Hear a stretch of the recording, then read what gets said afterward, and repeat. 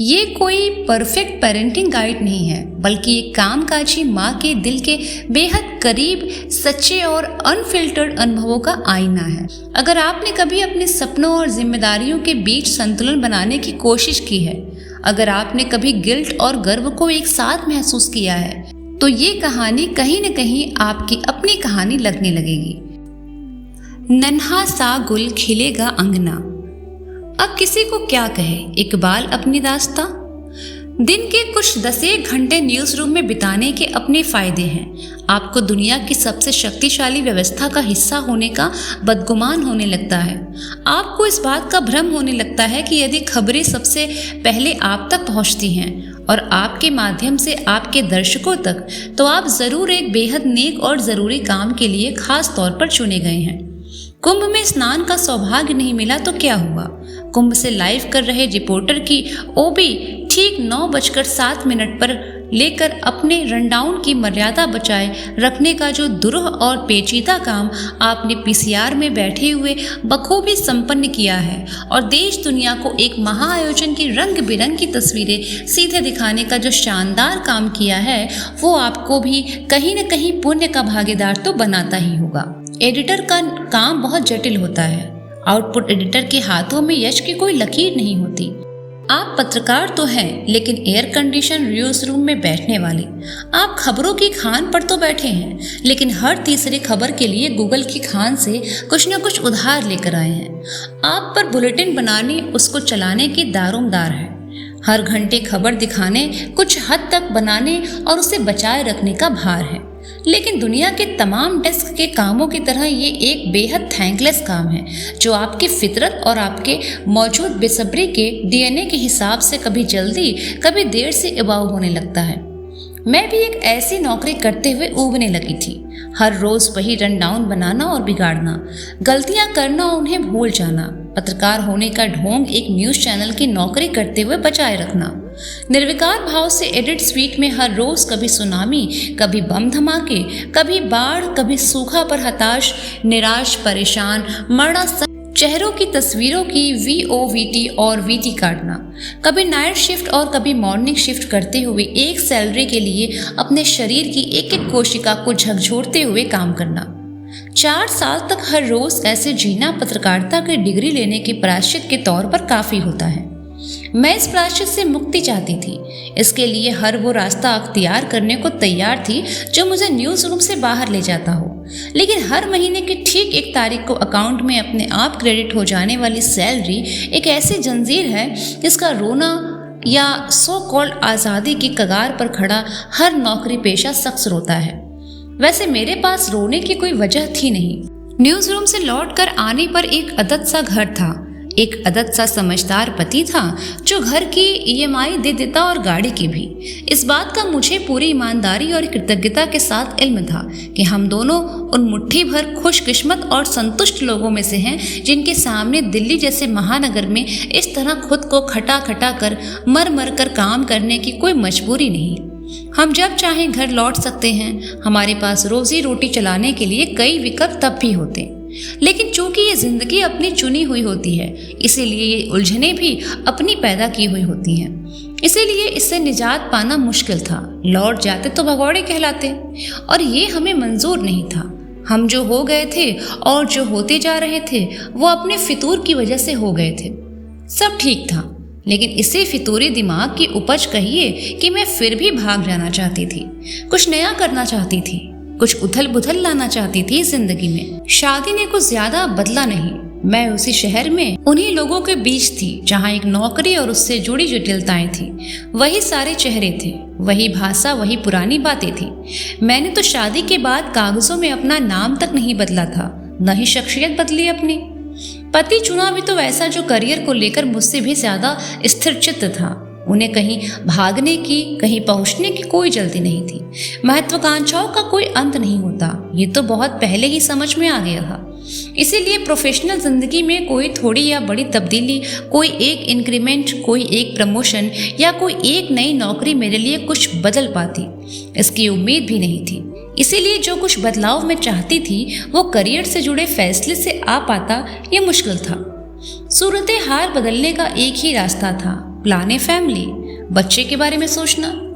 You are crazy, मेरी बचपन की दोस्त मीनू ने फोन पर चिढ़कर कहा था मुझसे। फैमिली प्लान करने की ये अब तक की सबसे वियर्ड और बेवकूफ़ी भरी वजह सुनी है मैंने। जब मेरी बचपन की सहेली ही ना समझी तो और कोई क्या समझता। मैंने उससे पलट कर पूछा, और तुम Meenu? You never crave for a child, तुम्हें बच्चे की ज़रूरत महसूस नहीं होती? क्रेविंग, ज़रूरत महसूस करना और बात है, और जो तुम कह रही हो वो और बात है। तुम कह रही हो कि तुम्हें बच्चा चाहिए कि तुम जिंदगी में कुछ एक्साइटिंग करना चाहती हो। तुम कह रही हो कि तुम्हें 6 महीने की छुट्टी चाहिए इसीलिए तुम बच्चा चाहती हो। तुम कह रही हो कि तुम जिंदगी में कुछ नया नहीं हो सकता इसलिए बच्चा हो जाना चाहिए। चिढ़ भूल कर एक समझदार दोस्त की तरह मीनू मुझे फोन पर बड़े धैर्य के साथ समझाने की नाकाम कोशिश करती रही। उसे बच्चा पैदा करने की मेरी जिद ही खौफनाक लग रही थी। मैं संजीदगी से उसकी बात सुनती रही। आखिर उसके अनुभव का दायरा मुझसे हर लिहाज से विस्तृत था। उसकी शादी मुझसे बहुत पहले हुई थी। उसने घर, गाड़ी, विदेशी छुट्टियों और जिंदगी के वो सारे तयशुदा मुकाम मुझसे कहीं पहले हासिल कर लिए थे जिन्हें आमतौर पर सफलता का पैमाना कहा जाता है। बच्चे का ख्याल उसे फिर भी नहीं आया था। Global warming, mass killing, corruption, डर और नफरत की इस दुनिया में किसी नन्ही से जान को ले आने और फिर उसे अगले 60-70 सालों के लिए जिंदगी के दुष्चक्र में पिसने के लिए छोड़ के चले जाना एक तरह का गुनाह ही तो है। मेरे पास फैमिली शुरू करने के जितने बेतुके कारण थे उनसे कहीं ज़्यादा फैमिली शुरू न करने के दमदार कारण उसके पास थे। फ़ोन रखते हुए उसने मुझे समझाने की आखिरी कोशिश की। टेक अ ब्रेक, लंबी छुट्टी पर चली जाओ कहीं छुट्टी मना कराओ तुम। फैमिली प्लान करना इम्पल्सिव डिसीजन नहीं होना चाहिए। आई एम नॉट कंसीव्ड, अभी तो तुम्हारी शादी को 1 साल भी नहीं हुए, उसने कहा और फोन रखते हुए ये भी पूछ लिया, अपने हस्बैंड से बात की? हस्बैंड से बात की? ये लाख टके का सवाल था। बात करने को वक्त कहाँ मिलता था। न्यूज़ चैनल की नौकरी में आने जाने का वक्त ऊट पटांग था। मैं दफ्तर के लिए निकल रही होती तो पतिदेव सो रहे होते। मैं लौट कर आती तो वो काम पर होते। मेरे सोने का वक्त होने लगता और उनकी शाम शुरू होती। फिर वीकेंड यार दोस्तों से मिलने मिलाने और घूमने फिरने में बीत जाता। यूँ भी शादी के 1 साल के भीतर कोई भी समझदार दंपत्ति बच्चे की बात तो नहीं ही करेगा।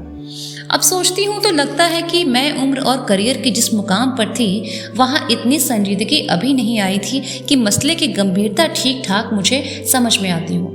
आप करियर में वहाँ खड़े हैं जहाँ से आगे बढ़ने का कोई रास्ता नहीं दिखता, इसीलिए आपको फैमिली प्लान कर लेना चाहिए। फैमिली शुरू करने की वजह अब तक की कहीं और स्वीकार की हुई दुनिया की सबसे वाहियात वजहों में से एक थी। ये भी सच था। मनीष और मैं 10 नवंबर को पहली बार मिले और ठीक 3 महीने बाद 16 फरवरी को हमारी शादी हो गई। मुझे आमतौर पर तारीखें याद नहीं रहती। मनीष से मिलने की तारीख इसलिए याद है क्योंकि हम उस दिन मिले थे। उसके अगले दिन मॉर्निंग शिफ्ट में पूरे दिन हमने बुलेटिन में यासिर अराफात की मौत की खबर चलाई थी। उन दिनों न्यूज़ रूम का असर मुझ पर इतना हावी रहता था कि अपनी सारी हदें बड़ी खबरों से जुड़ी हुई पाती हूँ। जिस दिन शादी का लहंगा खरीदने गई उस दिन सुनामी आया। जिस दिन हमारी शादी हुई उस दिन क्योटो प्रोटोकॉल प्रभाव में आया।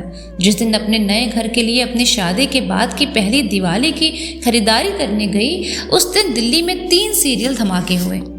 शायद खुशी का दौर भी आ जाए एक दिन फराज। शादी अपने आप में एक अहम माइलस्टोन है। 2 अलग अलग ग्रहों के जीव एक रिश्ते में बंधकर अपनी नई दुनिया बसाते हैं। उम्र भर एक दूसरे को समझने और एक दूसरे के साथ निभाने की भी ये प्रक्रिया चलती रहती है। हर सुबह एक दूसरे को अपनी अपनी परिधियों से धक्का देकर एक दूसरे के लिए एक बड़ा वृत्त बनाने का ख्याल तारी हो जाता है और हर शाम रिश्ते को सहेजने समेटने बचाए रखने की जद्दोजहद में गुजरती है। लेकिन 1 साल के भीतर ही हम एक दूसरे से अपनी अपनी जिंदगियों से और अपने अपने कामों से इस कदर ऊबने लगे हैं कि अपने साफ सुथरे नए घर में लौटने का उत्साह रेतने लगा है। न्यूज़ रूम के शोर के बीच कभी मुंह अंधेरे उठकर जाने, कभी आधी रात लौट कर आने की मजबूरी की कड़वाहट और झल्लाहट भरे स्वाद को मेज पर सजा कर रखा जाने वाला कितना भी जायकेदार खाना बदल न पाता। इसका दोष मुमकिन है पूरी तरह मेरा ही रहा होगा। मुझे हमेशा कोई एडवेंचर चाहिए, कोई बड़ी चुनौती, कोई नई जिम्मेदारी। ठहराव से उलझन होती है और शादी वो भी संभली हो। 2 समझदार लोगों की शादी बहुत ही ठहरी हुई होती है। मनीष और मैं एक दूसरे को 1 साल में इतनी अच्छी तरह समझ गए थे कि हमें एक दूसरे के बीच कोई और चुनौती चाहिए थी। जो हमें अपने अपने कंफर्ट जोन से बाहर निकलती। मैं अक्सर सोचती हूँ कि मैं एक न्यूज़ चैनल की नौकरी न करके किसी बैंक या मल्टीनेशनल या स्कूल कॉलेज की नौकरी कर रही होती तो भी मेरा यही हाल होता। फितरत किसी पेशे या रोजगार से नहीं बदलती। पेशे या रोजगार फितरत की वजह से बदल जाया करते हैं। मेरी फितरत में ही बेचैनी थी और उस बेचैनी से निकलने का एक ही रास्ता नजर आता था। यथास्थिति में आमूल चूल परिवर्तन। 1/4 से ज्यादा जिंदगी जी लेने के बावजूद मुझे ठीक ठाक मालूम नहीं था कि मुझे जिंदगी से आखिर चाहिए क्या। दौलत, शोहरत, ताकत या सिर्फ हिम्मत, या इनमें से कुछ भी नहीं। और बेइंतहा मोहब्बत या थोड़ा थोड़ा सब कुछ। हम सबकी इतनी सी ही तो ख्वाहिश होती है कि थोड़ा थोड़ा सब हासिल हो जाए, लेकिन अभी तक मूल मुद्दा अनछुआ ही रहा। बच्चे का आना क्या बदलता होगा? खाली सुबहों की ऊब, दोपहर का सूनापन या शाम की तन्हाई, हमें बच्चे क्या सिर्फ अपने जिंदगी की चेकलिस्ट टिक करने के लिए चाहिए होते हैं? बच्चों को पैदा करने के साथ इतने सारे सवालों का बोझ हमारी ही पीठी डालने लगी है। बच्चे क्यों हों? हमारी पीढ़ी से पहले किसी ने सोचा भी नहीं होगा। हमारी पीढ़ी से पहले की पीढ़ी ने शायद ही नौकरी से भागने के लिए या अपने पारिवारिक स्टेटस को बदलने के लिए या अपनी ऊब खत्म करने के लिए शादी की होगी या बच्चा पैदा किया होगा। पहले परिवार कई और तरह से कंप्लीट हुआ करते थे। अब न्यूक्लियर फैमिली के ज़माने में सारे मुद्दे बड़े हो गए हैं। पेरेंटिंग, टीनेज युवावस्था, करियर, शादी में लड़ाई और शादी बचाने की लड़ाई, बच्चे, तलाक के पहले और बाद के मसले, फाइनेंशियल सिक्योरिटी, घर, गाड़ी, इंश्योरेंस, फ्यूचर, सब कुछ। जितनी आर्थिक ताकत बढ़ी है उतनी ही असुरक्षा भी बढ़ी है। प्रति व्यक्ति आमदनी और प्रति व्यक्ति संपत्ति दोनों में इजाफा हुआ है, लेकिन तनाव और इच्छाएं दोनों बढ़ी हैं। अपार्टमेंट्स में हम सबके पास हो गए हैं, घर सिमट गए हैं। हमारे माँ बाप या दादा दादी से ये सवाल पूछा गया होता कि बच्चे क्यों होने चाहिए, तो उन्होंने इसे नई पीढ़ी का नया फितूर बताया होगा। शादी हुई है तो बच्चे होंगे ही। मुझे याद है कि पड़ोस की एक आंटी एक बार बहुत सहज ढंग से पूछे गए इस सवाल का जवाब देने की कोशिश में चिड़ी हुई ज्यादा नजर आ रही थी। बच्चा पैदा करने को लेकर तुम लोग कितना डिस्कशन करते हो। हम लोगों को देखो, 3-3, 4-4 ठो बच्चा पैदा कर लिए हैं, पाल पोस भी दिए हैं। तुम लोग का आधा जिंदगी तो सोचने में निकल जाएगा। 25 के बाद 5 साल ये सोचने में लगाते हो कि शादी किससे और कैसे करें भी कि नहीं करें। उसके बाद का 5 साल ये सोचने में लगाते हो कि फैमिली शुरू करें कब। अरे ऐसे ही लाइफ निकल जाती है।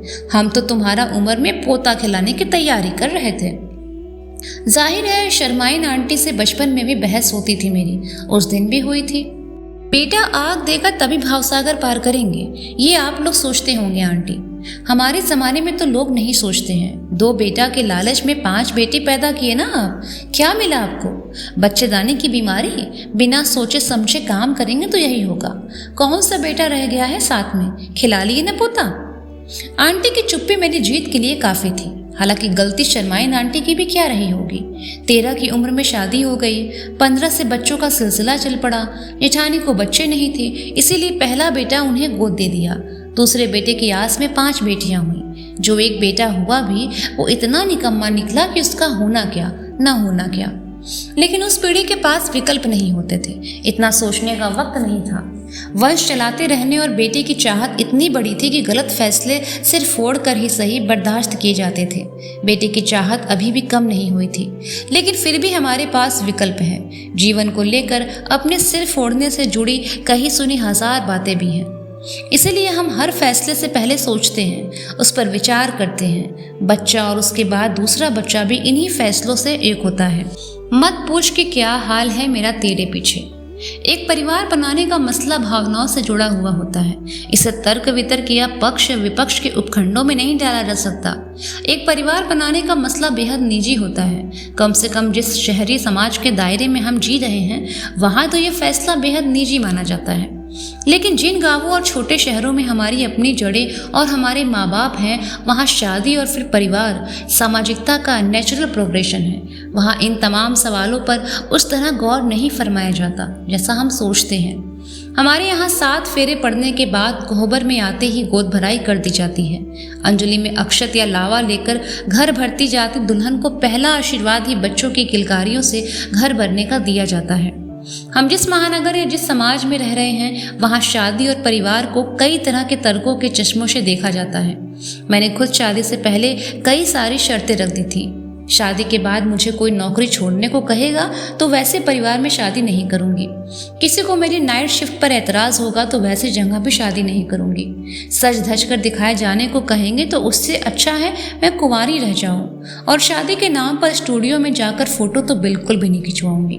एक और बात, दहेज मांगने वाले परिवार में मुझे ब्याह दिए जाने का ख्याल तो मन में भी मत लाइएगा।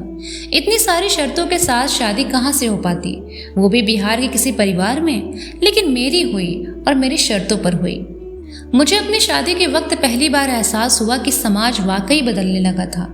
हो सकता है बदलाव की प्रक्रिया में शामिल हुआ ये तबका छोटा सा ही हो, लेकिन कोई भी शुरुआत छोटी ही होती है।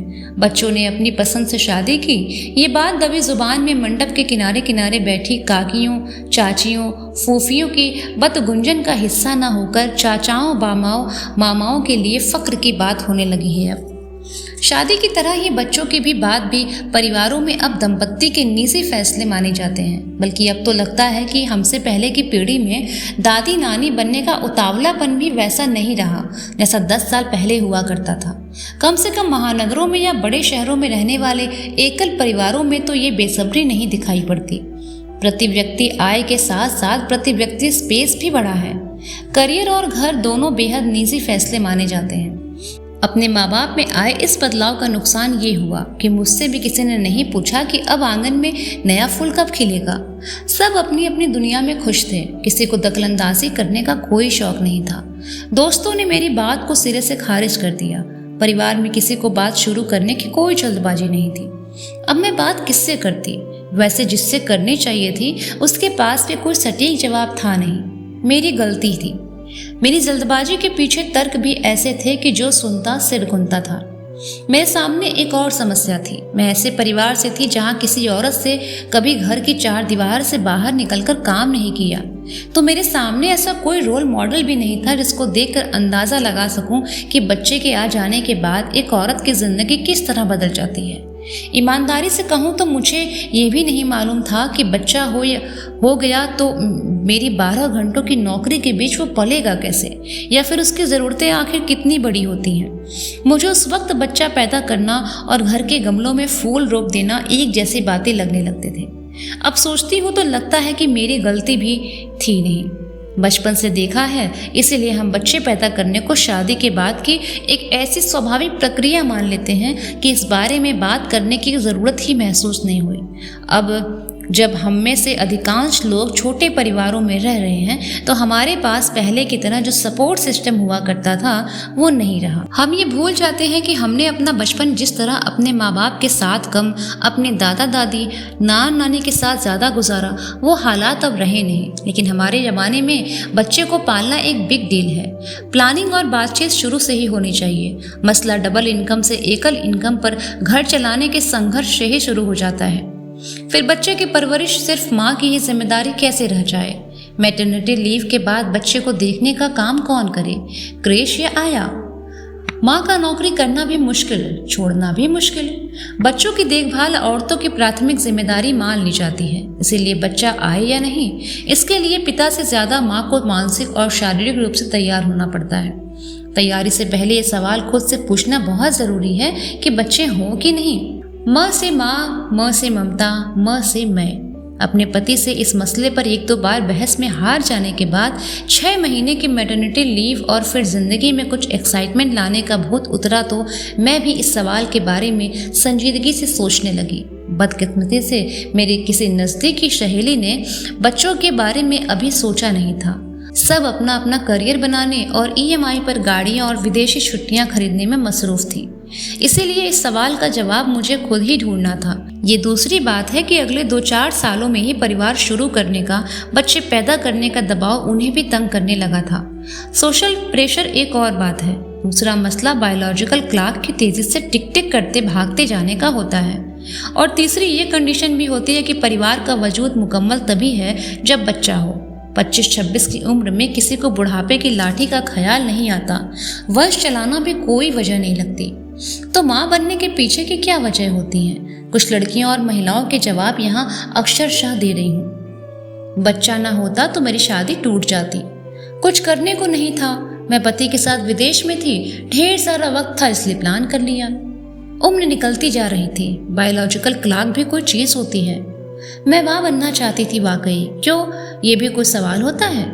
मैं श्योर नहीं हूँ। I don't want a child, मुझे उस तरह अपना बच्चा बड़ा नहीं करना जैसे मैं बड़ी हुई हूँ, लेकिन मुझे अपने तरीके से अपने बच्चे को बड़ा करना है। शायद इसीलिए मैं बच्चा चाहती हूँ। I feel confused. मुझे घर में अकेलापन लगता रहता है, इसीलिए मुझे बच्चे चाहिए थे।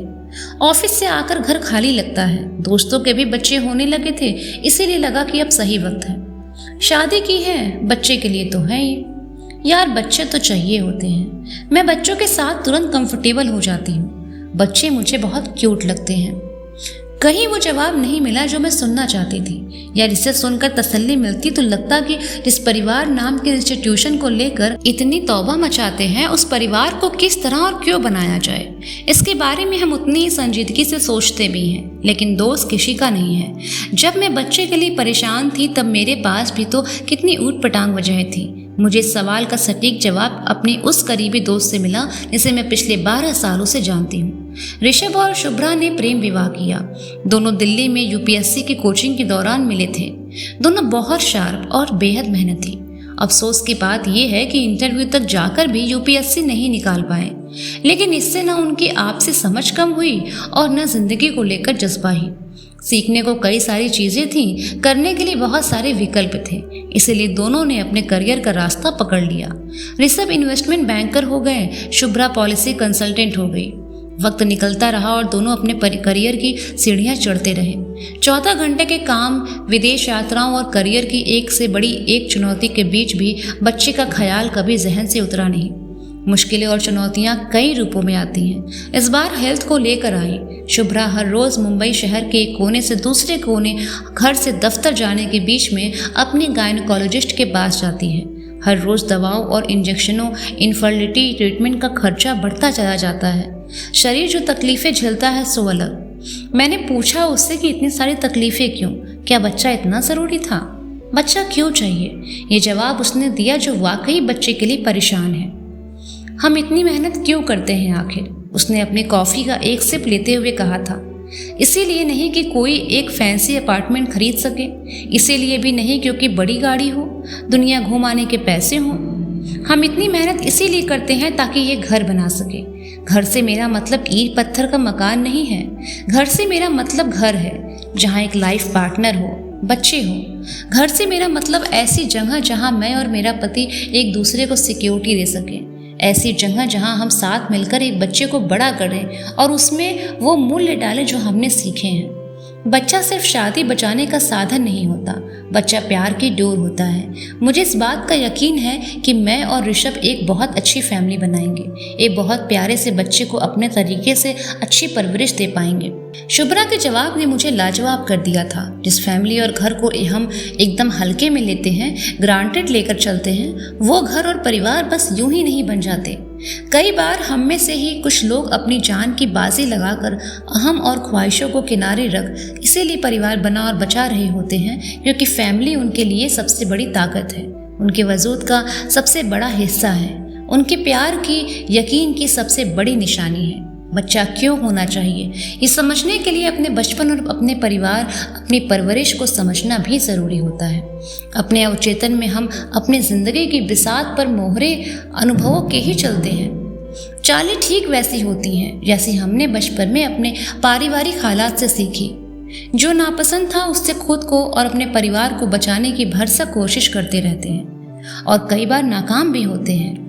बचपन में जिस माहौल में रहे, जिस परिवार को और जिन मूल्यों को जिया, उनके दम पर अपना परिवार तैयार करना चाहते हैं। परिवार बनाने का मसला हमसे जुड़ा होता है। जब हम अपना वक्त और अपना स्पेस बांटने को तैयार होते हैं, प्यार में पड़ना और प्यार को निभाने की हिम्मत रखते हैं, तब परिवार बनाते हैं। इसको डबल या सिंगल इनकम से, करियर से या अपने खालीपन से जोड़ देना परिवार को एक झिझली और नासमझी भरी नज़र से देखना होता है। दो लोग मिलकर परिवार इसीलिए शुरू करते हैं या बच्चे इसीलिए चाहते हैं क्योंकि उन्हें अपने हिस्से का अच्छा बुरा दुनिया में छोड़ जाना होता है। बच्चे प्यार को पुख्ता करते हैं, परिवार में भरोसे को जगह देते हैं। बच्चे आपको वैसा इंसान बनने को प्रेरित करते हैं जैसा इंसान आप अपने बच्चों से बन जाने की उम्मीद करते हैं। सुनने में ये ख्याल जितना रुमाली लगता है उतना ही असल जिंदगी में होता भी है। बस जिंदगी के रोज़मर्रा के संघर्ष ऐसे होते हैं कि उस ख्याल के बारे में हमें सोचने की फुर्सत ही नहीं मिलती। हम ये मान लेते हैं कि पूरी दुनिया के बच्चों को तरह हमारे बच्चे भी पैदा ही हो जाएंगे और हमारे ही एक तरह एक दिन बड़े हो जाएंगे। लेकिन बच्चों को बड़ा करते हुए हमारी ज़िंदगी के 15-20 सालों में हम अपना और अपने बच्चों का क्या बना सकते हैं, इस बारे में हम नहीं सोचते। मैंने भी नहीं सोचा था। मेरे लिए पेरेंटिंग इतना गंभीर मसला नहीं था। बस मुझे ये मालूम था कि मैं से हम बनने के लिए तैयार थी। बच्चे क्यों चाहिए सवाल पूछने लगे खुद से तो जवाब भी मिलने लगे। जो ज़्यादा पुख्ता जवाब वाजिब था। तमाम विरोधों और फ़र्क के बावजूद मैं अपने पति से ज़िंदगी भर के लिए फिर एक बार बंध जाने के लिए पूरी तरह तैयार थी। मैं अब माँ बनने के लिए तैयार थी और उसका 6 महीने की मैटरनिटी लीव और ज़िंदगी में आने वाले एक्साइटमेंट से कोई वास्ता नहीं था। ये बोनस ज़रूर हो गया लेकिन वजह नहीं रहा। 10 मार्च 2006 को प्रेगनेंसी टेस्ट ने कंफर्म कर दिया कि मैं मां बनने वाली हूं और पहले ही अल्ट्रासाउंड में ये भी मालूम पड़ गया कि एक साथ 2 बच्चों की मां बनने वाली हूं। इसके साथ ही कई डर भी मन में बैठा दिया गया। मैं लंबी छुट्टी पर थी और अपने शहर में नहीं कोलकाता में थी, वो भी ट्रांजिट में। जब मालूम पड़ा दिल्ली दूर थी, अब कम से कम 9 महीने दूर। उस अजनबी से शहर में उस अजनबी सी डॉक्टर ने सफ़र करने से मना कर दिया था और सीधे बेड रेस्ट लिख दिया अपने प्रिस्क्रिप्शन पर बड़े बड़े अक्षरों में। जो मीनू मुझे फ़ोन पर समझाया करती थी वो भी अब एक प्यारे से बेटे आहान की माँ है। आहान का जन्म अपने आप में एक लंबी कहानी है जिसके बारे में शायद कभी उसकी माँ ज़रूर लिखना चाहेंगी।